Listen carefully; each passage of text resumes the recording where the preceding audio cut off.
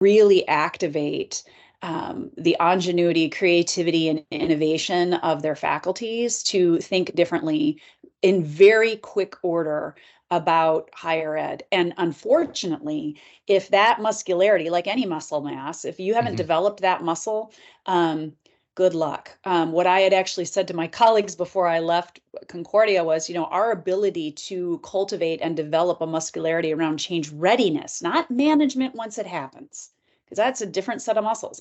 Readiness for the change, a curiosity, a sense of seeking and sensing the trends, a sense of working ahead of the curve, looking around the corner, already being there. That is what will set us apart from our colleagues literally 7 miles.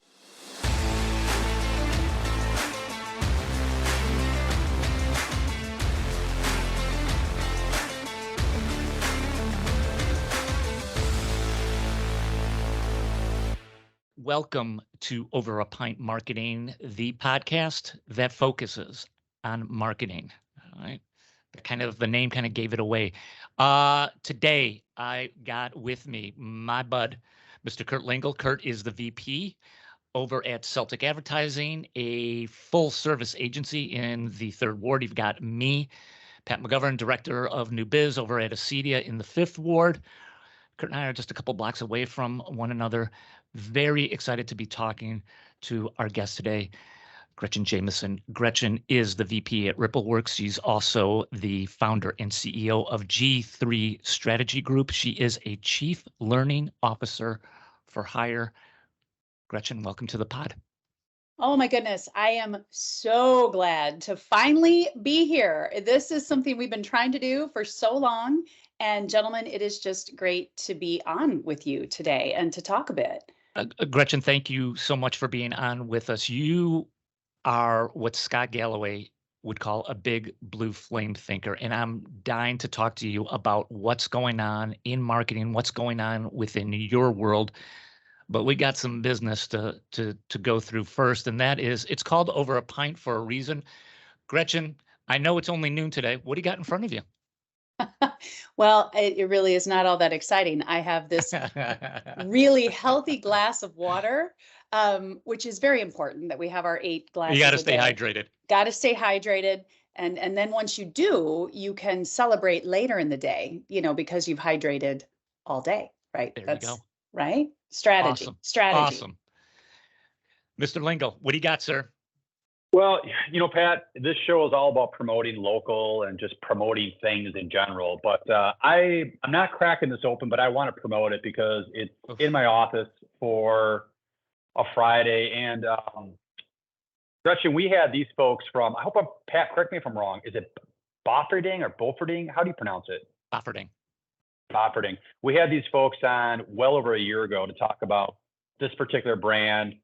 It's a really good beer, and it was sitting in my office waiting for this coming Friday. So I thought I'd just promote it because it's good, and I wanted something in my hand. So great having you on, Gretchen. It's good to be here. Okay, guys, I am loaded to bear. Do I have coffee? Yeah, I got some coffee. Do I have some sparkling water? You betcha, I got that. Do I have a beer? Yeah, I got a beer. I got one from Wisconsin Brewing. This is their Yankee IPA. Why is this important, Mr. Lingle? That particular beer? Yeah. We're going to have the guy from. I know, it feels like some kind of trivia there. I know, it's like, what are you doing to me here? You're making. Well, that's right. We're going to have him on, and also the other reason is also because you gave that beer to me too. I came home from work and there was a package of beer sitting on my front porch. So I love you for that. And yes, we are going to have them on our podcast. I'm excited to talk to them as well. Cool. All right, guys, we got the drink thing out of the way. Gretchen, thanks again for being on the pod. Let's start with you. Give the listeners, give us a little elevator speech about you, right? You've got a sick resume. Let's hear about it. Well, I tell people this, guys, that I am just, and I mean that in the most positive way, a teacher, right? I started out in life professionally as a high school teacher, actually in Milwaukee of all things. And my life has been an unfolding professionally from dot to dot to dot, along the way, always teaching. I believe in the power of people, the power of their potential, the power of their possibility. And I distinctively believe and have committed my own professional and really my personal life that it is learning that helps cultivate us. I'm a child of teachers, and so maybe that's just innate in me, but I have spent my life working in education and then advocating for teenagers at the highest level of a national faith-based denomination, a big national youth gathering. Talk about marketing and branding something fun, 35,000 teenagers every 3 years, right? That's fun to put together. A denominational-based publishing house, then went a little crazy and started my own endeavor, helping organizations do that in big ways and small, from Lutheran World Relief, Global Relief agencies to very small nonprofits in St. Louis, which is home for me. So maybe, I won't talk about the St. Louis Cardinals here today at all. And then had a chance to come back to Wisconsin and continue to do that work at the university, at Concordia University. And then in the recent 2 years, took on a project with my good friend, Jim Kacmarcik, to turn his idea of helping people, get this, take their potential and make it possible and build that into something real and tangible. And that has been, my career journey, dot to dot to dot, has been all about helping people cultivate into the best version of themselves, either people or places, individuals or ideas. That's what I love to do. On the side, I'm a mom. I've got 2 daughters. My husband is a minister here in Milwaukee, Wisconsin, at a little church of about 9,000 members. So we stay pretty busy. But that's kind of me, in a very brief nutshell. Wow. Yeah, there's a lot. There's a lot there. Unpackage that one, Pat. I'm going to give this to you. How are you going to unpackage that one? Yeah, there's a lot. There's a lot there. Let's start with this, Gretchen. So you start off as a teacher, from what I'm hearing, and then you decide, hey, I'm going to start on my own. I'm going to start my own thing, right? Mm-hmm. So talk to us about that, because I find this is really interesting. And we're going to close this loop because this happens again in your career. It does. So start with that part. It's like, okay, why make the move? Just go into that a little bit. So first, I'm going to just say, before I talk about the what, is really the who and really the why, right? And so for me, every choice I've made in terms of role I've taken on, some people might call it job, has been kind of leading from my own center and to greater or lesser degrees of clarity around my own values from, a young person, a young professional, all the way till now that I'm an old professional today. And so I started out as a teacher because I cared about people. I cared about families. I cared about helping people become all they could be. From there, went to leading the National Youth Gathering, just advocating for teenagers and people on a different level. And then even at the publishing company, that was kind of the weird detour. That was just fascinating and a really cool opportunity that kind of headed my way. And in that family of kind of my career at that point.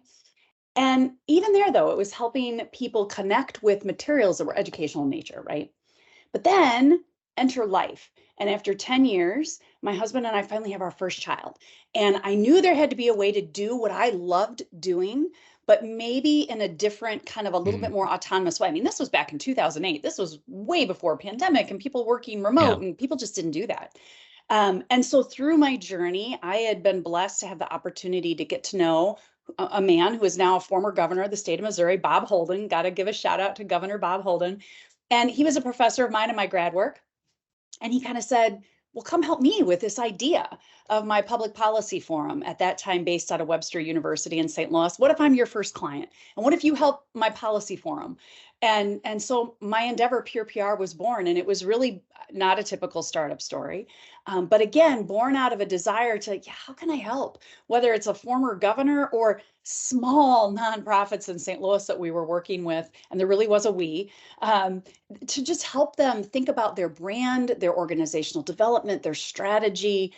And that just was something I wanted to do. At that time in my life, I would have told you I was not a huge risk taker. And yet that was like a massive risk, right? Oh, for sure. In 2008, there was a little thing called the crisis of that. Yeah, correct, huge right? risk. Yeah. so here goes Gretchen, right? And you know, I made that leap and worked hard. I've always had a really strong work ethic, but relied on the network I'd made and that center, that really deep sincerity that this is my calling, is to help people, to help move things along, and my calling at that time too, to be a new young mom, right? And do that in a way that maybe was a little different than today. I mean, this kind of, people are able to work that kind of thing out. Most days it wasn't quite the same thing, right? So Sure. that was kind of how that all came to be in that stage of my journey. So one of the things that you mentioned, Gretchen, was when you started your own organization and you started consulting, is that you would help out organizations with branding in their strategy. Talk to us a little bit about that. I mean, what was the kind of education that you would just have to do in order to get them on the same page, maybe with you, and the importance of brand? And I'd just love to understand, like, Yep. your process for kind of going through that with your clients. Yeah.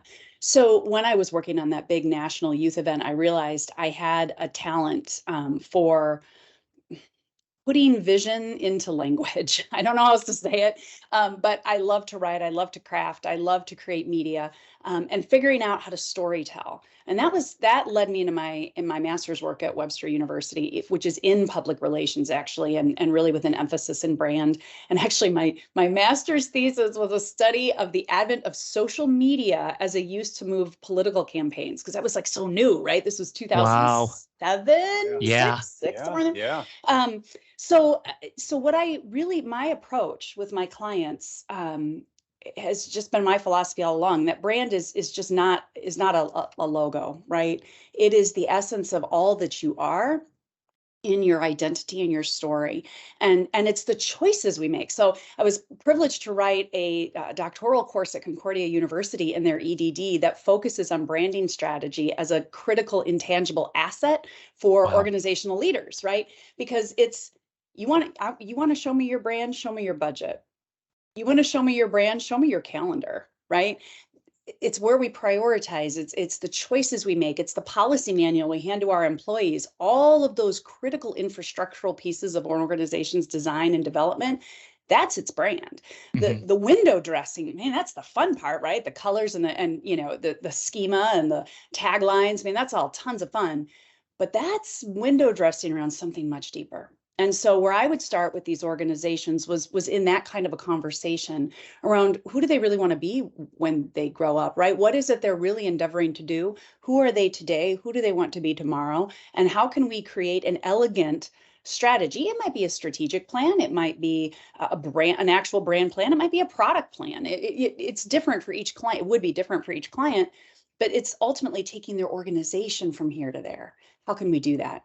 And I know that's probably what opened the door. I ended up at Concordia as basically chief strategy officer, senior vice president of strategy. President Ferry at the time saw me at a conference and asked me, like, hey, would you come do that for the university? And I did, and it was a great move. But that was really what we set out to do with those clients, was to help them think about, who do they really want to be? Not just how do they want to brand. Yeah. Yeah. What I find very interesting, Gretchen, and I wonder if you have any case studies in this or any stories that you could relate to this. What I'm about to ask is, I find that when you have this discussion with people about brand, people get it, except when things begin going a little sideways, right? So if we wanted to, you know, let's say it's moving product, or maybe it's getting, you know, people to contribute to our effort or whatever. When those numbers don't hit right away, people have a tendency to pump the brakes when it comes to brand, which is the worst time possible, right? How would you overcome some of that? Or maybe you didn't even have to run into it, but I'd just love to get your take on that. Yeah, you know, it's such a great question. And you're right. And I think when people understand brand as fundamentally actually not having to cost you any money at all, but it's more of a posture that an organization adopts, a philosophy, and some get it and some just won't, right? And it really does come from leadership. I firmly believe that. They either get it or they really don't.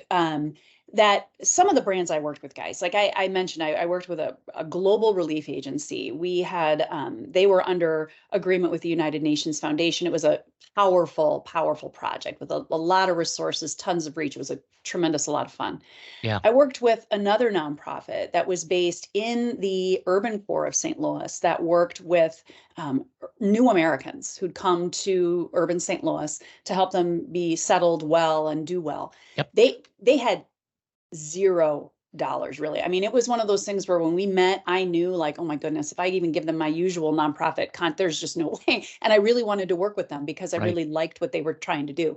Sure. They built a gorgeous brand, and it is so fun to go back and look. And that was, oh my gosh, what, 12 years ago? Like, you know, to see the language of it still is there, like the threads, because they realize, oh, this is who we are and how we are. Mm-hmm. And so the decisions that we make when we're hit with a flagging or failing product line, when we're hit with a budget crunch, when we're hit with the need to cut, that decision is a brand decision. Yeah. It really is. It's going to say what you think about that brand in terms of how you respond.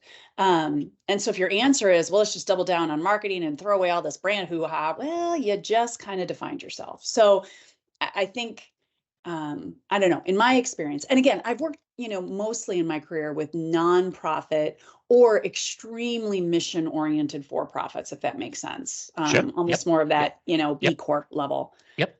So. Yeah. Got it. You know, I don't know. You know what I appreciate is you came out of the gate swinging with brand. That's what I appreciate. And I will say this, I guess to piggyback a little bit what you said, Pat, you know, a lot of times people at first they're willing to talk brand, but then they pump the brakes when maybe product isn't moving or they're not delivering on KPIs. But I want to take it one step back. I want to give credit where credit's due. I think sometimes it's just hard to have that conversation, period, because I think a lot of times companies want to get to the dessert right away. I want to move product right away. I want to, and you have to have that conversation. Say, you know what? Let's have a conversation. Gretchen, everything you're saying is so spot on. It's the DNA, it's your soul, and all the other things are just window dressing. It's really what helps you become authentic and genuine. Just as I look at you, and I've met you now for a little bit, I'm starting to figure you out. You're what works for you. It's like Gretchen is a brand, and it's got to work for Gretchen in terms of like just, you know, your vibe, everything. It's like you're not Pat, you're not Kurt, I'm not. It's like, and it's hard for companies to figure that out. Where it's like we have to make this work for you. It doesn't mean we can't fix things, but it's got to be about you. So I applaud that. In my opinion, it's one of the most difficult conversations to have, but it's the epicenter. It's got to start there. Yeah, 100%. 100%. So Gretchen, what I want to pivot to a little bit now is you've been running your own consultancy group. You've been helping out not-for-profits. You've been doing that work. It sounds like you're at an event. You're giving a presentation, and Concordia comes knocking on your door, going, "Hey, so." Come over by us. I want to understand what made you go there. Yeah. And then I want to understand a little bit about too, it's like, what were some of the things that just took you by surprise? Again, now you've been doing your own thing for a while. Like when you walked into that, now that's a big organization, right? And everything that goes with it. Tell us a little bit about that, right? So, you know, it's so interesting when, and whether you're a person of religious conviction or philosophical centering or, you know, whatever that North Star is of your life, I think our lives are these journeys, right? And we get one shot, we get one go round. And for me, you know, someone, wow, you've really changed jobs a lot. I mean, I've changed roles, sure, but the through line has always been very clear. And what are we if not to be on the move? At least for me, how I'm wired to keep moving forward. And for me, my life is, and I'll frame it this way, very frankly, a kind of a sense of calling around, you know, what it is I hope to do in the time I'm allotted here on this planet. Sidebar, cancer survivor. So we can come back to that. So it changes your perspective on some of these things, right? So when President Ferry approached me, to be quite honest with you, the allure was to learn from that individual, from him.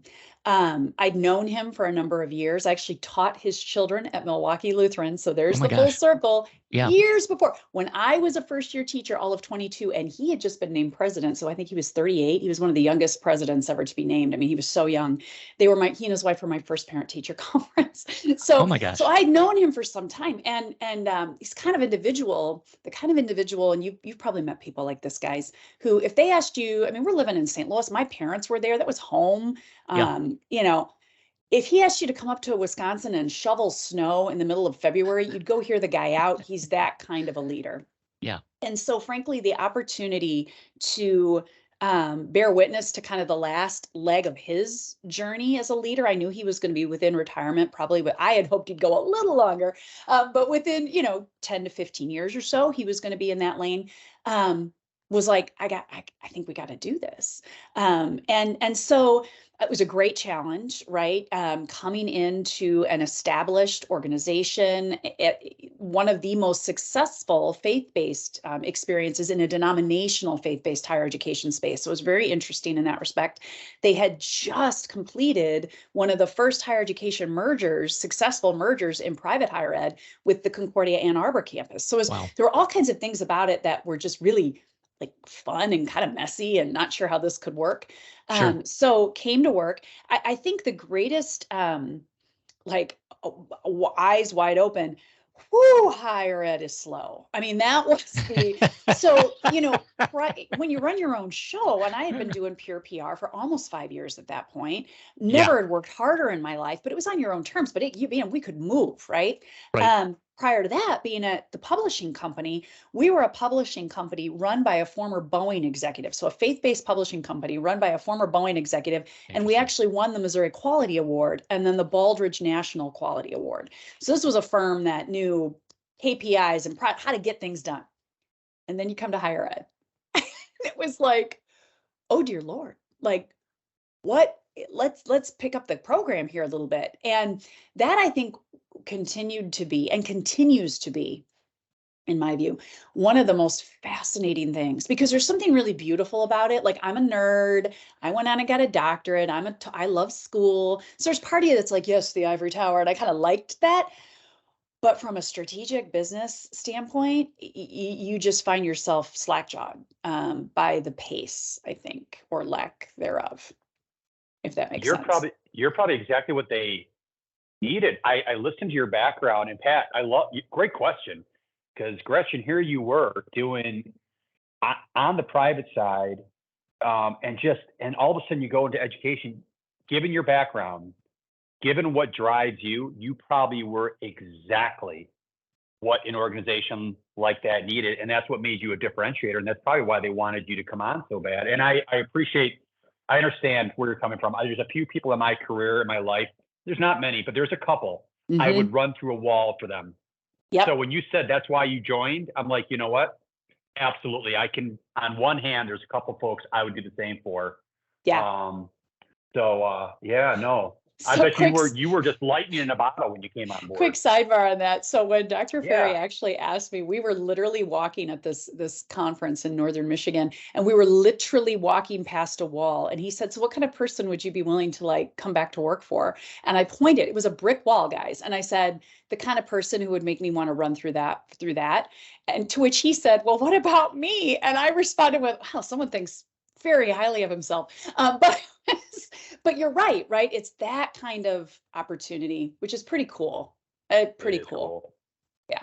Very cool. Gretchen, one of the things I want to do is I want to spend a little bit of time on the higher ed space, just because it's so in the news nationally with everything that's going on. Locally here in Milwaukee, we just got some news about Cardinal Stritch University. A couple of weeks ago, they sent out the press release going, we're done. We're closing. 85, 86 years in the space. Yep. Yeah. And they're done. For me, a person who's been in the higher ed space and just an observer of what's going on, I'm kind of shocked that hadn't happened sooner, and is not going to happen a lot more with a number of just liberal arts schools, just with the with the demographic cliff. I mean, you Right. can't Yep. change that. Right. But you were in the trenches, Gretchen. I mean, you saw how the sausage gets made. Yeah. And so I want to take a little bit of time to say, okay, you pick your university, you're ahead of Marcom right now. I want to know what you would do at a place. I'd love to get Mm, your insights and your take on, you know what, they've got to do this. Obviously, one of the things is move faster, but what else? What mhm. else would you say Mm. higher ed's got to do? So, first of all, President Scholes is just such a fine gentleman, and I really I feel for them at Cardinal Stretch, and Yeah. I Mhm. think we are going to see this happen. Press play repeat. I really Yep. believe that. My dissertation research was actually in focused on creating the conditions for change readiness within middle management of private higher education.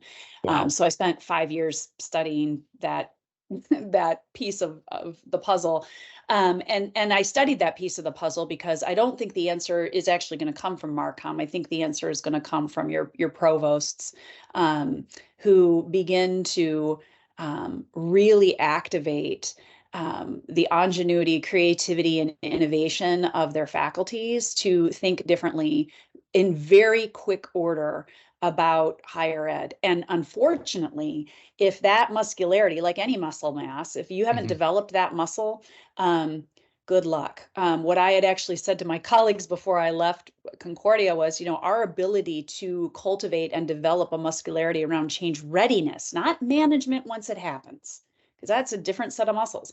Readiness for the change, a curiosity, a sense of seeking and sensing the trends, a sense of working ahead of the curve, looking around the corner, already being there. That is what will set us apart from our colleagues literally 7 miles down the road. I mean, look at Hmm. Wisconsin.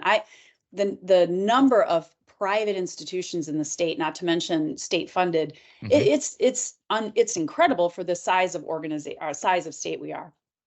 So I think I look at institutions like, and this is going to really bother some people in my circles. I look at institutions like Grand Canyon University out in Phoenix, President Mueller, who moves very quickly. He's very decisive, and there's positives and negatives to all of that, but a willingness to roll some dice, take some gambles, and put enough of them out there, right? Bullets, then cannonballs, that you get some hits, and then to be able to capitalize on that, deconstructing the historic pathway to even a baccalaureate degree, deconstructing what that looks like to earn your credential. I'm a liberal arts geek. I was raised by an AP English teacher and an AP History Humanities teacher. So I think the liberal arts really actually do matter. I always say, we don't need more philosophers or more plumbers. We need more philosopher plumbers. But we have to come at it in some different ways. And obviously, we all know the affordability structure is just gone. So the business model doesn't work. So I think it's going to require rewiring and rethinking and very quickly capitalizing on ingenuity and R&D, I guess you could call it, in the product mix, right? In what it is they Yeah. offer, degrees, certifications, et cetera. More aggressive marketing. If you're, leading a private institution, the endowment, right? That corpus and an openness really truly to merger. We saw it work very beautifully at Concordia. Was it sticky? Was it bumpy? Was it hard? Oh my goodness, yes. Hmm. I would spend sometimes a week, a month over in Ann Arbor. It was a commitment, but what a beautiful way to see two institutions commingle and become more healthy, and more flourishing between the two of them. So I think it's all of those sort of very strategic choices, and it's going to be I think we're going to see a really tough go. uh, you know Not a real profound statement. I mean, I think everybody sees that crystal ball. So Gretchen, I'm sorry. I just gotta ask Gretchen. Great answer. What you're describing, I was just nodding my head and thinking Gretchen is spot on. What you're describing basically is a private sector mentality. I mean, when I think about a lot of things that you're saying, this is kind of what needs to get done. Here are the problems. Here kind of is what I'm thinking in my head. Well, isn't that's by and large what businesses have to do, and many do. And you were hitting on Mhm. all of them. It's like rethink how we approach the price amount. I'm like, that's private thinking, and a lot of Yeah. these universities just they haven't. They just right? haven't done that. And then that goes back to our conversation on brand, because they need to do this without losing, I would submit, the integrity of what is education, right? And I'm actually someone who kind of is repulsed by the sort of commodification of learning to a certain degree. I mean, it's just sort of gross, right? That this is I think, a birthright of children and people to learn and develop. Not that there shouldn't be a business around it, and you should manage that wisely. But institutions of higher learning are in this really interesting space where they have to like maintain the credibility of academia, which matters, Right. while becoming very shrewd and very savvy in terms of how they position that and make that work in the marketplace of ideas and literally in the marketplace. And so yeah, when I saw that news come out about Cardinal, my heart just sunk, because this demographic cliff, you mentioned it, Patrick, it's been coming for over a decade. We've been talking about it, right? And we've all just sort of been marching like lemmings toward the cliff, and here we start to go, just dropping off. And yeah, it's going to be a tough go. Yeah. Yeah. So, Gretchen, you're at Concordia, you're kicking ass there. And then you get another knock on your door. A fellow by the name of Jim Kacmarcik. For those of you who don't know Jim Kacmarcik, well, I'll let Gretchen describe Jim, but in describe your work then with KCHIP, which stands for Kacmarcik Center for Human Performance. Yeah. So what happens there? Oh my gosh. Well, so Jim Kacmarcik was a member of our foundation board for a number of years at Concordia. And so I knew him again in that way. And he had sort of seen me do my work, and I'd gotten to know him a bit. I actually turned him down the first time he came knocking. Like, if he were on the show, we could talk about that. And then, yeah, he was very persuasive. I get the sense not many people say no to Jim, but he came knocking, and it was, we were in the midst of managing the pandemic. President Ferry had just announced his intention to retire. And so it just wasn't the right time. I was very committed to running through the tape with Dr. Ferry. And then 6 months later, Jim, showed up again and kind of said, hey, what about now? And frankly, again, it was one of those, what a cool project. What a unique and wonderful project. And I, kind of like Mary Poppins sometimes, like I look, I'm like, okay, do I feel like I've done what I've been called to do here at Concordia? Am I leaving it better than I found it? Right. Which we were all taught as children, right? And my answer in that reflection was yes, yes. I felt great. The team was ready. They were ready to lead. It was okay to put my umbrella up and move on. And so Jim had put together this proposal to take a vision that he had, and this will click for us is with Gret's worldview. How do I help everybody live their best life and be the best version of themselves possible?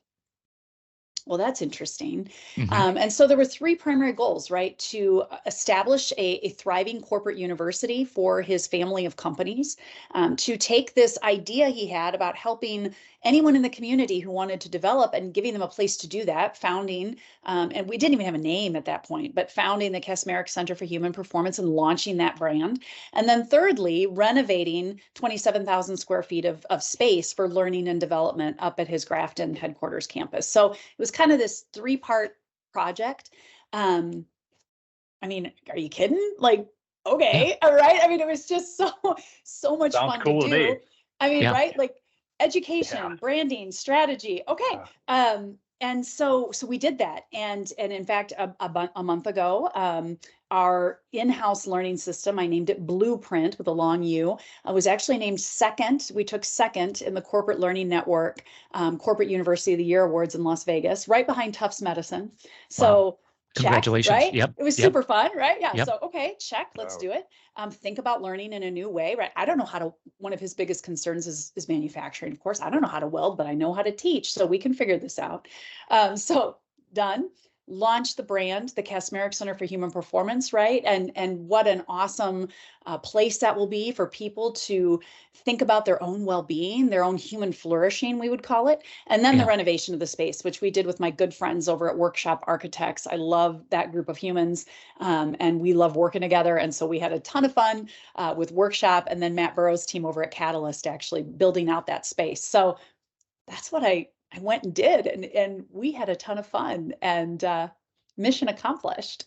So, Gretchen, on this, kind of a similar question to when you went to Concordia. Okay, so you went to Concordia, and one of the things that you just mentioned was that wow, they move kind of slow here, right? You were used to your pace is kind of, Yeah. working in the PR space, which you got to move at the drop of a dime at some points, right? You just Right, have to do right. that. That's the ante into the game. Now you go from Concordia to the Kacmarcik Center. How long did it take you to pick up that space again? I mean, now if you were, I mean, was it like, holy cow, I was used to, maybe moving quick, but now this is a whole level? Or talk to us about that change and how it, like, what did you learn about going back into kind of the corporate? And Yeah. I'm putting quotes around that, but you know what I'm Right. saying, right? Yeah. Well, what was really great and also probably a little unhealthy, what truthfully, I say that with all transparency, was that I was able to set the pace and I went breakneck, right? Um, and with good reason. I mean, there was a high value for really getting this turned quickly. Um, and so I think I was like longing for like, let's hit some stride. And so I can't even quite believe what all we did in 2 years. I mean, when I really think about everything that we accomplished in 2 years, um, it felt really good. It felt really good to go back to kind of that sort of momentum and pace. Um, I missed, and hence the transition I'm in right now, I missed education, I missed nonprofit. Um, but I loved the work and I actually loved the pace. So Yeah. Yeah. I went right back in, I guess you could say. So yeah, tell us a little bit now about this next chapter. So you were at Kacmarcik, you were there for about 2 years. Mhm. There again, you kicked a lot of ass. You got a whole brand up and running. Like you said, you had to redesign a whole, what is it, 27,000 square feet space, right? Yeah. By the way, it's beautiful. I've been up there a Everyone couple should times. go. Everyone Yep, should go. yep, yep. It's very cool. Now you take another turn. Yeah. Like, talk to us about that. Like, ah, you know, For I want to know the me, thought process, right? yeah, and this, we're getting to know each other here. It was a bit of a surprise for myself, and I'm just being honest and transparent. I think probably for Jim too, you'd have to ask him. I think what I began to realize, guys, was again, remember, it's that whole idea of being led from center and your values, right? Leading from your values. And if you remember, what led me to launch Pure PR was there was a family cord piece of that. So too here, right? I have a teen daughter who is going to be dancing pre-professionally at Milwaukee Ballet next year. She's got a lot going on. I'm going to be doing home learning.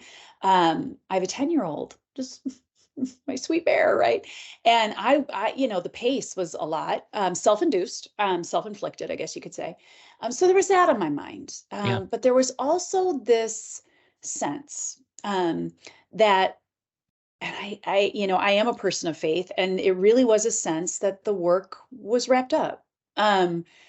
It was so certain that this wonderful project was ready. It didn't need me to stay. It needed me to architect and to launch, but then it was ready. And I felt so certain, and still do, that I really wanted to get back into more purely education related theory thinking, organizational development, and or finding time and space to really help nonprofits and individuals who wanted to develop that part of themselves in that kind of learning based way. I wanted to find room to get back to that.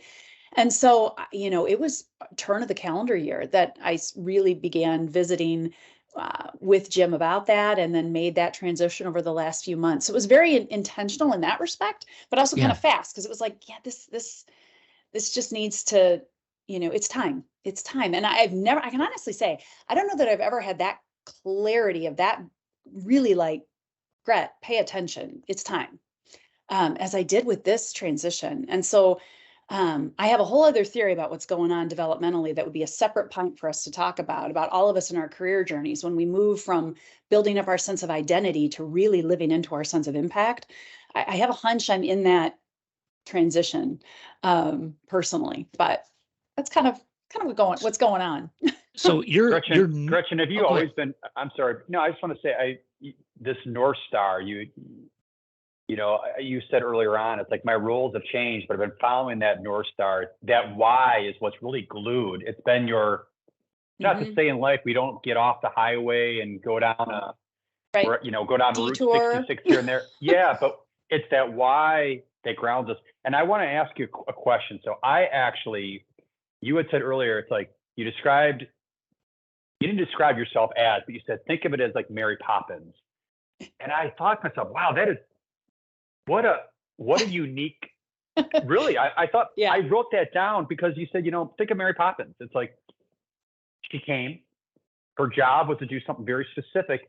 And when the job was done, it was time to move on because she had found it. She had left it in a better place than how it was when she came. And now I'm on to the next assignment. Have you used that before? Because I'm like, I have. That's pretty cool. I'm like, talk about part of your elevator speech. I'm like, what a great way to describe like myself. I'm like, props to you. I'm like, that's pretty cool. Well, thank you. And I have used it, and it really resonates for me. Ever since I was a young girl, I have always, when my mother will listen to this podcast, she will probably comment somewhere. So get ready. But We will. When I was a young girl, I would never leave anything the way I found it. She and Dad would often come home from like a faculty meeting or something, and they would find that I had set the table for dinner, but I hadn't just set the table for dinner. I had used every piece of her great grandmother's bone china and candles and I would get all the neighborhood kids and I would write this dramatist star newsletter, and we would do plays and we would all figure out the way to contribute. I have always loved doing that. And my friend Matt Burrow, who's a Milwaukee business guy, you maybe know him. You should get him over a pint. He said, he's like, you have this, what a weird skill set, right? Like, here's some things I think I want to do. And again, it might be an idea for an organization. It might be an idea that an individual has. Help me do something with this. Awesome. Let's do something with that. It may be, as was the case at Concordia, a strategic plan. Then when I got there, they already had one. But we needed to figure out, okay, here's your strategic plan and all the things you've said you want to do when we achieve it. But there's no plan to get from here to here. That's how actually most strategic plans work. Here's what we want to be, and then some action plans. But you got to develop, right? I love that work. And so that's been the genesis of this new endeavor with G3, right? To just be helpful to individuals or institutions as they kind of improve what they're already doing. Or like, let's just think about something, Jim came with his big idea. It was his big idea. Let's make that real. Let's figure out how to do that. Let's build the development plan around it, the strategy, the brand, the thoughtfulness around what that's going to take. What do you need to develop as a human to be able to lead in that way or to serve in that way?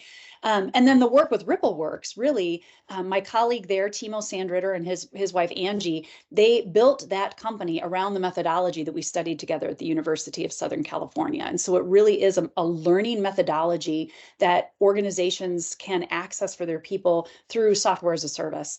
And so he's been after me to come join them and help write out the educational. We want to go into the education market with what Ripple is doing.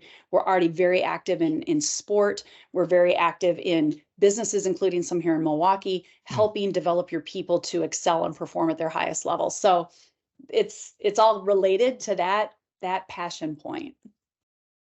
Gretchen, I want to spend a little time just understanding you and how you get stuff done throughout a day. And you're starting, a new venture. You talked about having a family. You're busy. Give us the breakdown of like, how do you allocate your day? How do you approach it? What are your morning routines? What are your afternoons? Sure. Like, how do you talk to us a little bit about that?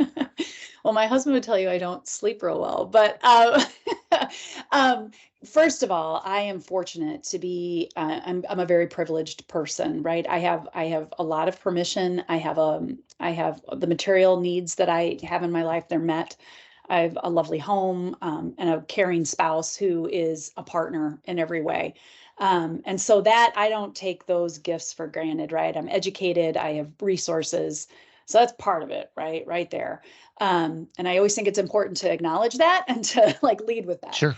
Yeah. For me, it really is a sense each week and each season, but let's look at the week level of what is my own gap to goal this week, right? So my Sunday afternoons are usually spent thinking a bit about that, just in kind of the short term of where am I today and where do I want to be by Friday afternoon?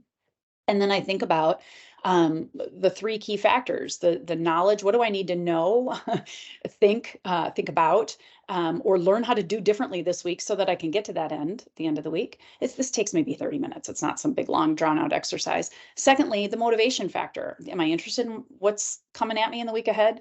Do I get the value of it? Right. Do I feel right? Do I have clear goal orientation? If I don't, I better think about that a bit and fix it. And then thirdly, what's the structure that needs to exist? The organization structure that needs to exist in my life so I can get it all done. And that's where Leon, my husband, he comes into play, and how are we going to manage all that chaos? And so it's taking a little time each week to just think about the week, but think about it not just in terms of what's on my calendar and what's on my to-do list and what do I need to get done, but to think, here I am and I want to be here. What's my KMO? I call it my KMO Kool-Aid, and my knowledge, motivation, and my own organization to get there. And it works for me. I used to be really a slave to a to-do list, and I've taken the mantra of some leaders in recent years where I don't carry too much of some long, crazy to-do list anymore where you're like, Jesus, I'm never going to get this done. But once I have my plan for the week, I use the Eisenhower method, right? So urgent, important, right, critical, and I quadrant it and just kind of check things off. And I always make sure I have at the ready a little list of the things that are just ticky-tack for when your brain flatlines, you don't want to do anything. Like today, I have to order my Riel, my 10-year-old, some new eyeglasses. That is on my list for when I'm bored and my brain is done being creative, and just go order those stinking glasses. Things like that I can just draw off that list and kind of get some things done. My morning is nothing special. I was a college volleyball player. You can't see it because we're on the, on the podcast here, but I'm 6 foot tall. And so afternoons are when I like to work out. So in the morning, I love to drink my coffee. I love to read my newspaper. I do some meditation time and devotional time. That's my morning. So yeah.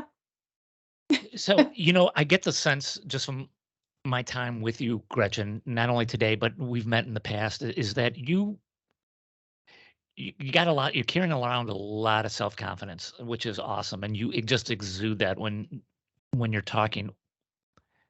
What scares you? You're going into a new endeavor now. What's keeping you up at night? Yeah.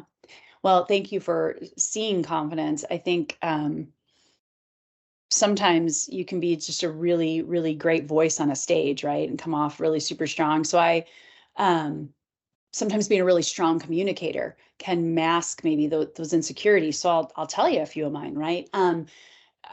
In my value structure and just my leading values, kind of toward my foundational values are this like deep need for recognition and achievement.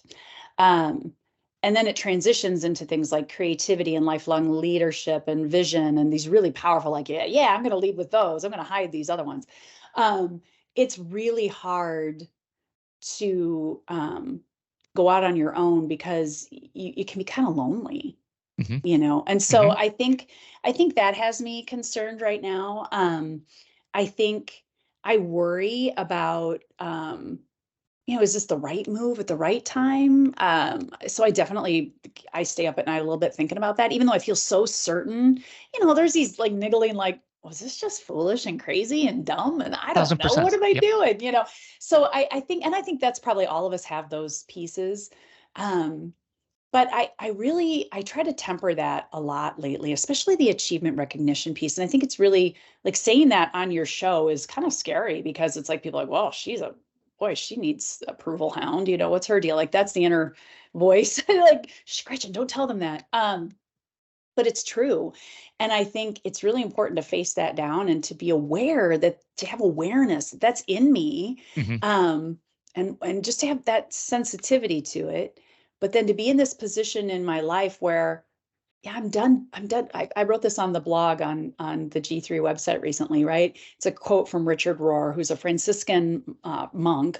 And he wrote, "They had worshiped the raft, but they learned instead to love the shore where it had taken them."